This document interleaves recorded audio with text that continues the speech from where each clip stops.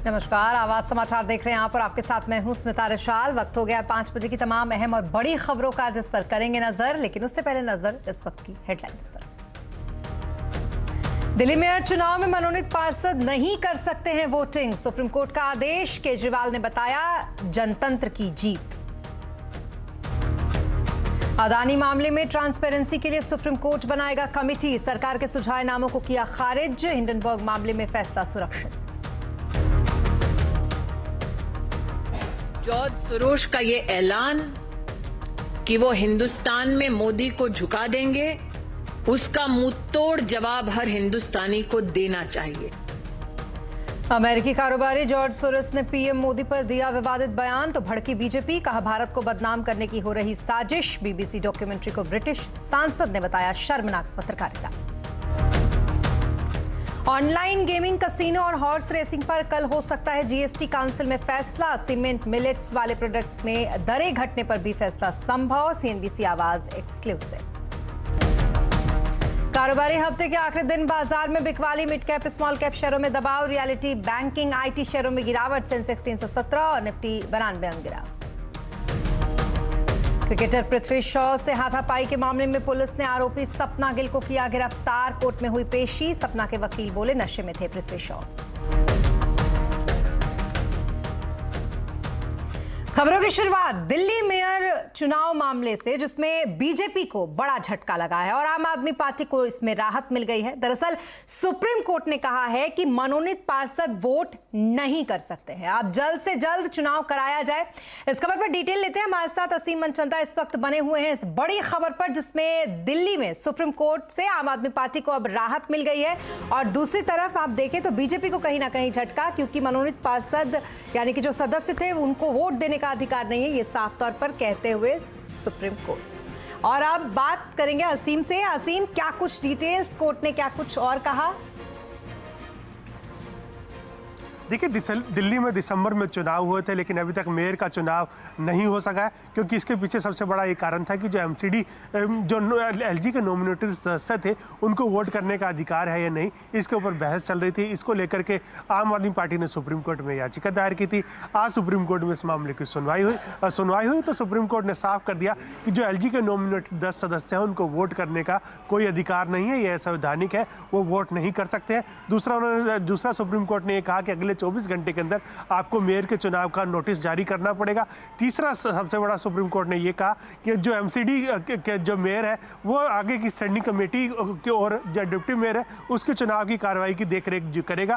तो जब जैसे ही नोटिस जारी होगा और जिस दिन भी इस चुनाव की घोषणा होगी तो पहली बैठक में ही मेयर का चुनाव अब होगा। तो एमसीडी चुनाव के लिए अब जो मेयर का रास्ता काफ़ी पिछले 3 से 4 महीनों से उसको लेकर के खींचतान चल रही थी, उसका रास्ता साफ होता हुआ नजर आ रहा है। आम आदमी पार्टी के लिए एक बड़ी राहत यहाँ पर मिलती हुई नजर आ रही है। जी हाँ, बने रहे हमारे साथ असीम, आगे भी आपसे जुड़ेंगे सुप्रीम कोर्ट के दूसरे स्टैंड की तरफ, लेकिन उससे पहले आपको बता दें कि एक बड़ी राहत आम आदमी पार्टी को यहाँ पर मिलती हुई। आगे बढ़ते हुए बात अदानी हिंडनबर्ग मामले की, जिसमें कमेटी बनाने की याचिका पर सुप्रीम कोर्ट ने अपना फैसला सुरक्षित रख लिया है। सुप्रीम कोर्ट ने सरकार की तरफ से सील बंद लिफाफे में भेजे गए नामों को अस्वीकार कर दिया, यानी कि खारिज कर दिया। सुप्रीम कोर्ट ने कहा कि पारदर्शिता के लिए सुप्रीम कोर्ट खुद कमेटी बनाएगा। इस खबर पर डिटेल लेते हैं, एक बार फिर चलते हैं असीम के पास। असीम, आज क्या क्या हुआ इस मामले में कोर्ट में? देखिए, सुप्रीम कोर्ट में 2 जनहित याचिकाएं दायर की गई हैं। इन याचिकाओं में कहा गया है कि जो अदानी हिंडनबर्ग मामला है उसकी पूरी जांच की जानी चाहिए। तो इसको लेकर के सुप्रीम कोर्ट ने केंद्र सरकार से जवाब मांगा था। केंद्र सरकार ने आज सीलबंद लिफाफे में अपना जवाब सुप्रीम कोर्ट के सामने रखा।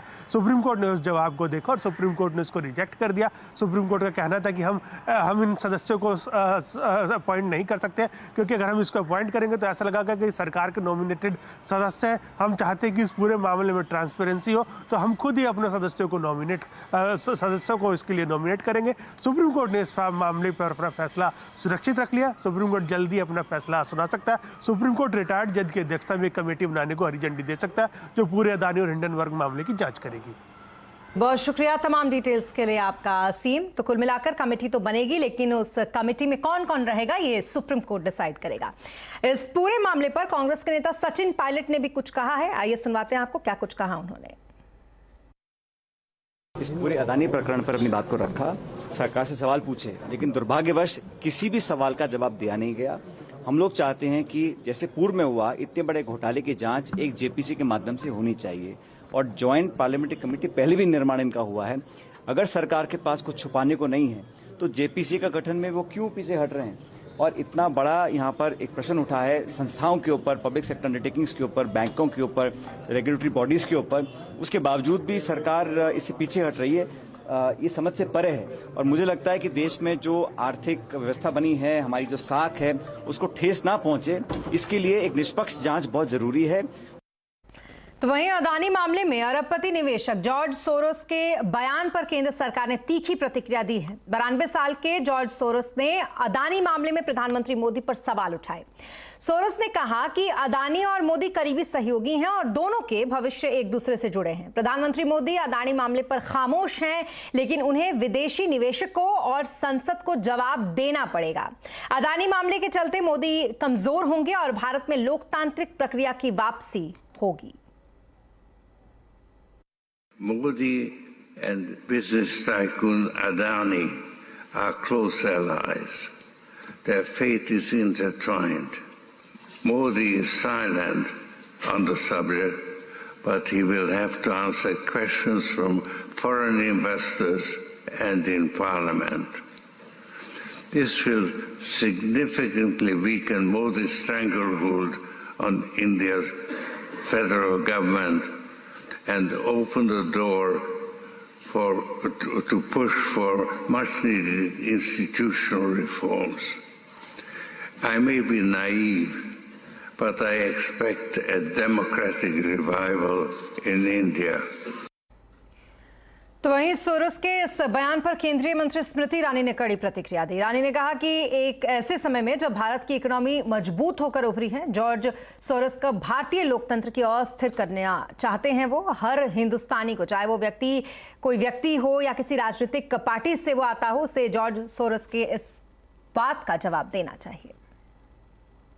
जॉर्ज सोरोस का ये ऐलान कि वो हिंदुस्तान में मोदी को झुका देंगे, हिंदुस्तान की लोकतांत्रिक ढांचे से चुनी हुई सरकार को ध्वस्त करेंगे, उसका मुंहतोड़ जवाब हर हिंदुस्तानी को देना चाहिए। जब भारत विश्व की 5वीं सबसे बड़ी अर्थव्यवस्था बनकर उभर रही है, ऐसे में हिंदुस्तान के लोकतांत्रिक ढांचे में हस्तक्षेप करने का ऐलान करने वाले जॉर्ज सोरोस को एक स्वर में हम जवाब दें। तो वहीं दूसरी तरफ बीबीसी के खिलाफ इनकम टैक्स के सर्वे और डॉक्यूमेंट्री बैन की चर्चाओं के बीच ब्रिटेन के सांसद बॉब ब्लैकमैन ने बीबीसी पर तगड़ा हमला किया है। बॉब ब्लैकमैन ने कहा कि गुजरात दंगों पर बनी बीबीसी की डॉक्यूमेंट्री प्रोपेगेंडा का एक हिस्सा है और इसे रिलीज ही नहीं होना चाहिए था। बॉब ने इसे ओछी पत्रकारिता करार दिया और कहा कि बीबीसी ब्रिटिश सरकार के विचारों का प्रतिनिधि नहीं है। The so-called documentary, which was more of a propaganda video, if you like, in a two-part series, was an absolutely disgraceful piece of shoddy journalism with an attack on Narendra Modi, both in his time as Chief Minister of Gujarat and then in his time as Prime Minister. Completely full of innuendo and slurs. It should never have been broadcast by the BBC. और कल यानी कि शनिवार को GST council की अहम बैठक होनी है। इस बैठक में online gaming, casino, horse racing पर जीएमओ की रिपोर्ट पर फैसला होने की संभावना है। इसके साथ ही पान मसाला, गुटखा, मिलेट्स बेस्ड प्रोडक्ट्स, साथ ही शुगर केन, राब और साथ ही मल्टी यूटिलिटी व्हीकल्स जैसी इंडस्ट्री पर जीएसटी दरों पर फैसला किया जा सकता है। इस पूरी जानकारी के लिए हमारे साथ जुड़ रहे हैं दिल्ली से हमारे सहयोगी आलोक प्रियदर्शी। आलोक, बताएं क्या क्या हो सकता है कल जीएसटी काउंसिल की बैठक में? देखिए, जीएसटी काउंसिल की जो 49वीं बैठक होने जा रही है उसमें कोई बहुत बड़े फैसले की फिलहाल उम्मीद नहीं की जा रही, क्योंकि जितने भी विवादित मुद्दे थे या जिस पर चर्चा हो रही थी, खासतौर से अगर बात करें सीमेंट के दरों में कटौती को लेकर या फिर ऑनलाइन गेमिंग पर जो 28% जीएसटी लगाने का प्रस्ताव था, ये तमाम मुद्दे इस बार जीएसटी काउंसिल के एजेंडे में नहीं है। लेकिन माना जा रहा है कि ऑनलाइन गेमिंग पर कुछ राज्य चेयरमैन को ये रिकमेंड कर सकते हैं कि इस मुद्दे पर चर्चा हो सकती है, तो हो सकता है कि इस मुद्दे पर चर्चा हो जाए, लेकिन फैसले की फिलहाल कोई उम्मीद नहीं है। इसके अलावा जीएसटी जो सीमेंट पर कटौती की बात हो रही थी, उस पर भी हो सकता है कि फिटमेंट कमेटी को मैटर रेफर किया जाए और अगली जीएसटी काउंसिल में इस पर फिटमेंट कमेटी प्रपोजल बनाकर लाए, तब कोई बड़ा फैसला हो सकता है। इसके अलावा कई सारे और भी इशू हैं, खासतौर से ऐसी इंडस्ट्री जहां पर टैक्स चोरी की ज़्यादा संभावना है, खासतौर से पान मसाला गुटखा जैसी इंडस्ट्री है, वहाँ पर टैक्सेशन के जो सिस्टम है उसमें बदलाव किया जा सकता है, कैपेसिटी बेस्ड टैक्सेशन पर लागू करने पर विचार किया जा सकता है और जो टैक्स चोरी रोकने के लिए कुछ सख्त मेजर्स भी सुझाए जा सकते हैं। इस पर जीओएम की रिपोर्ट बनाई गई थी और उसी जीओएम की रिपोर्ट पर चर्चा होगी। एक और महत्वपूर्ण एजेंडा जीएसटी अपीलेट ट्रिब्यूनल के गठन को लेकर भी जो जीओएम की रिपोर्ट आई है और उस पर चर्चा होगी और हो सकता है कि इस पर फैसला हो जाए। इसके अलावा कुछ और आइटम हैं जिनकी दरों में कटौती करने की बात है, खासतौर से मिलेट्स बेस्ड प्रोडक्ट्स हैं, उस पर दरों में कटौती हो सकती है, 18% से घटाकर 0% या 5% किया जा सकता है। इसके अलावा जो शुगर केन राब है उस पर भी जीएसटी की दरों में कटौती की जाएगी। और एक जो और एजेंडा है, जो एमयूवी पर जो सेस लगाने का मुद्दा है एसयूवी के तर्ज पर, वो मामला फिलहाल टलता हुआ दिख रहा है। जी, बहुत शुक्रिया तमाम डिटेल्स के लिए आपका आलोक। और अब बात करेंगे बाजार की। कारोबारी हफ्ते के आखिरी दिन बाजार में आज बिकवाली का दौर रहा। मिड कैप स्मॉल कैप शेयरों में दबाव देखा गया। सेंसेक्स 317 अंक गिरकर 61,003 पर बंद हुआ, तो वहीं निफ्टी 92 अंक गिरकर 17,944 पर बंद हुआ। सबसे ज्यादा गिरावट रियलिटी, बैंकिंग, आईटी शेयरों में रही। आइए मार्केट का हाल समझते हैं यतिन से। यतिन, समझाएं जरा जो सेक्टर्स का किस तरीके का हाल रहा, कहां पर एक्शन देखने को मिला? सबसे पहले अगर हम निफ्टी की बात करें, गेनिंग साइड पे आपको सीमेंट शेयर्स में आज खरीदारी दिखेगी और अगर हम अल्ट्राटेक सीमेंट की बात करें तो लगभग 2% की तेजी के साथ यहाँ कारोबार होता हुआ दिखाई दिया। सिमिलर गेन्स आपने एलएनटी, बीपीसीएल और एशियन पेंट्स के शेयरों में देखे। फ्लिप साइड पे अगर आप चीज़ों को ले जाए, निफ्टी के लूजर्स में सबसे पहले आपको दिखाई पड़ेंगे अदानी इंटरप्राइज, जो 4% की वॉलेटिलिटी देखने को यहाँ मिली। IndusInd bank, Nestle, SBI life, HDFC life वो दूसरे शेयर्स थे जहां बिकवाली का माहौल था। मिड कैप गेनर्स की बात करें तो यहां आपको अदानी विल्मार अपर सर्किट पे दिखेगा, लगभग 5% की यहाँ सर्किट थी। जीएसपीएल, शैफलर इंडिया और प्रेस्टीज एस्टेट्स जैसे स्टॉक्स में खरीदारी का मूड माहौल था। लूजिंग एंड पे Macrotech developers, new India assurance, GIC जो कि सरकारी इंश्योरेंस कंपनी है, यहाँ भी आपको बिकवाली के फ्लोज आते हुए नजर पड़े। जी, बहुत शुक्रिया तमाम डिटेल्स के लिए आपका यतिन। और अब बात करेंगे डायमेंशन कंसल्टिंग के सीईओ अजय श्रीवास्तव की, जिनका ये कहना है कि अमेरिका की ग्रोथ अच्छी है। इसके साथ ही उनका ये भी कहना है कि यूएस समेत दुनिया भर में आईटी के लिए अच्छे अवसर हैं और अगले 1 दशक तक आईटी कंपनियों में अच्छी मांग का अनुमान है। अमेरिका की इकोनॉमी बहुत बढ़िया चल रही है, ग्रोथ रेट अभी भी नीचे नहीं आया वहां पे, और उसके बाद में रेस्ट ऑफ द वर्ल्ड जब खुलेगा आईटी के लिए तो इनकी अपॉर्चुनिटी बहुत बढ़ेगी इस कंपनी के लिए।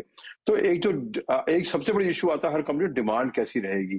तो इन कंपनियों का ये देख लीजिए कि अगले दशक तक इनकी एक डिमांड रनवे बहुत बढ़िया इंटैक्ट है और ये एक्सपैंड होगा यूरोप में, अफ्रीका में, एशिया में, बहुत जगह अभी तो बाकी है आईटी का एक्सप्लोजन होना, तो वो तो होगा। उसके अलावा दूसरा ये है कि रुपी डॉलर, अब देखिए आप फॉरवर्ड कवर लेंगे तो आप 84, 84.5 रुपए पे आपका अगले साल का पैसा आएगा। तो 2 साल पहले इनको 74 रुपए मिलते थे, अब इनको मिलेंगे 84 रुपए, 85 रुपया। उसके हिसाब से देखेंगे 10 रुपए का मुनाफा 74 पे इनकी बॉटम लाइन पे वैसे ही आ जाएगा। तो प्लस तीसरी बात, एट्रिशन कम हो गया है, अनसर्टेनिटी हो गई इतनी सारी ई कॉमर्स कंपनी में, तो जो एट्रिशन था वो कम हो गया, तो अब उनकी power of giving less ways increases वो बढ़ गई है रिलेटेड टू एम्प्लॉय। सबसे बड़ी कॉस्ट एम्प्लॉय की है, अगर वो कंट्रोल हो जाती है तो इनका मार्जिन भी बढ़ेगा। इसके अलावा अजय श्रीवास्तव का यह भी कहना है कि रियलिटी शेयरों में पैसा बनाना मुश्किल है। उन्होंने कहा कि पैसा बनाने के लिए रियलिटी को प्रोडक्ट देने वाली कंपनियों में निवेश करना होगा। रियल एस्टेट लेना है तो रियल एस्टेट लीजिए, रियल एस्टेट कंपनी मत लीजिए, बिकॉज रियल एस्टेट कंपनी के चलाने वालों ने आज तक कभी भी इन्वेस्टर्स को रिटर्न नहीं दिया है, तो मेरे हिसाब से वही जायज है आज भी। दूसरी बात यह है कि वही बात है मार्केट की, अगर आप इस बाजार में आके रियल एस्टेट खरीद रहे हैं तो आपकी उम्मीद क्या है मैं नहीं जानता हूं, पर यहां से शायद लेने वाले को नुकसान ही होगा, बहुत मुश्किल है फायदा कमाना। तो एक्चुअल यूजर को तो मकान लेना ही पड़ेगा, बट अगर आप इन्वेस्टमेंट के लेना चाहते हैं इन प्राइसेस पे तो मेरे हिसाब से इससे बड़ा गलत डिसीजन शायद कोई भी नहीं होगा कि ऐसे एलिवेटेड प्राइसेस पे लीजिए। शेयर्स में भी वही इशू है, आप बहुत एलिवेटेड प्राइस पे लेंगे तो उसको आपको दुख झेलना पड़ेगा, रियल एस्टेट भी आज लेंगे तो दुख झेलना पड़ेगा। हाँ, दूसरी बात यह है जो कंपनियां जो रियल एस्टेट की प्रोडक्ट जो बनाती जाती हैं, केबल्स हैं जैसे आपने बताया, पॉलीकैब वगैरह कंपनियां हैं, उनकी ग्रोथ अच्छी है बिकॉज डिमांड अच्छी है तो कंस्ट्रक्शन हो रही है, उसके अंदर में निवेश करें। शायद जो रियल एस्टेट में प्रोडक्ट जाता है मेरे हिसाब से बहुत बढ़िया रहेगा, ना कि जो रियल एस्टेट कंपनियां इटसेल्फ है। और क्या बाजार में अभी और करेक्शन बाकी है? आज आवाज अड्डा में इसी पर करेंगे बड़ी चर्चा शाम 7:57 पर।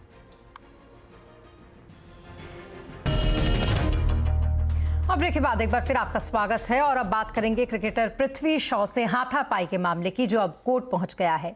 इस मामले में गिरफ्तार सोशल मीडिया इन्फ्लुएंसर सपना गिल की आज अंधेरी कोर्ट में पेशी हुई।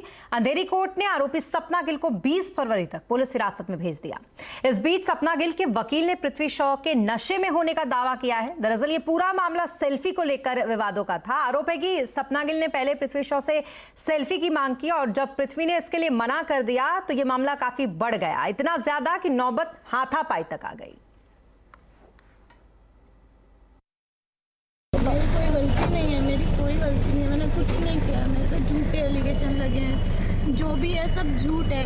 मैं 50,000 रुपये क्या करूँगी? उसने मेरे पे झूठ बोला है कि मैंने उससे 50,000 रुपये मांगे हैं। मैंने कभी नहीं मांगे, मैं खुद इतना अच्छा अर्न करती हूँ। मैं एक रील के उसने मुझे थप्पड़ मारा, उसने मेरे चेस्ट पे मारा, मेरे हाथ पे मारा और